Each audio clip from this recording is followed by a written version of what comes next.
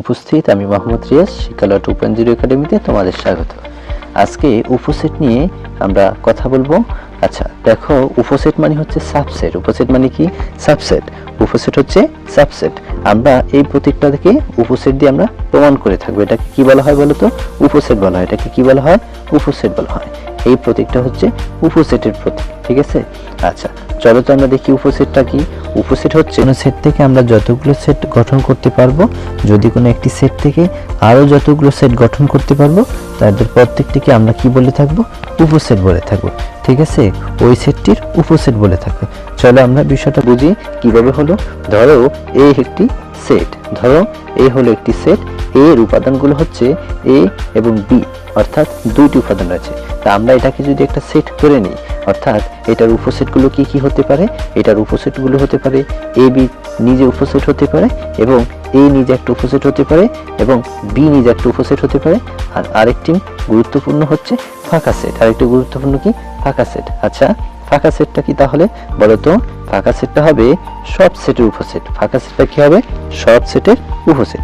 এটা তোমরা জেনে রাখবে। তাহলে A prime is a subset of A. A prime is a subset of A, ঠিক আছে? এ প্রাইম হচ্ছে এ এর একটি উপসেট। আচ্ছা তাহলে এখান থেকে আরেকটা বিষয় তোমরা জেনে রাখো, আমরা কতটি উপাদান নিতে পারি?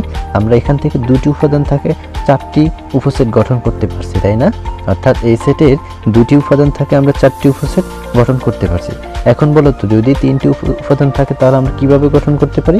আমরা যদি তিনটি উপাদান থাকে তাহলে যে নিয়মে গঠন করব, দুটি উপাদান থাকলে আমরা সেম একই নিয়মে গঠন করে থাকবো। তাহলে বলো তো, আমরা দুটি উপাদান থাকা কিভাবে গঠন করতে পারছি সেটা দেখো। দুটি উপাদান থাকায় আমরা এখান থেকে n = 2 ধরে নিলাম, অর্থাৎ এটাকে আমরা 2n সূত্রের মাধ্যমে আমরা যে কোনো সেটের উপাদান সংখ্যা বের করে নিব। বলো তো কিভাবে? অর্থাৎ উপসেটকে আমরা কি বলতে পারি? 2n দিয়ে প্রকাশ করতে পারি। কোনো সেটের উপসেট হচ্ছে 2n। এখন সেটা কিভাবে? n কি বলো তো? n হচ্ছে সেটের উপাদান সংখ্যা। n কি? সেটের উপাদান সংখ্যা।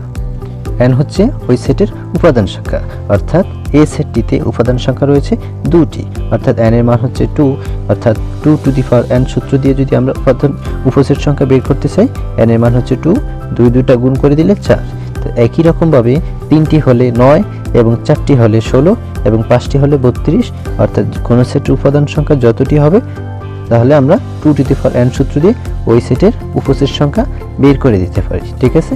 তো তোমাদের জন্য একটা কাজ দিয়ে দিলাম যে নিজে করো, যেটা p = 1 2 3, q = 2 3 এবং r = 1 3 হলে দেখাও যে p q ও r প্রত্যেকটি p এর একটি উপসেট, অর্থাৎ p সাবসেট p এবং q সাবসেট p এবং r সাবসেট p। তো তোমরা করে আমাদের কমেন্ট করে জানিয়ে দিবে।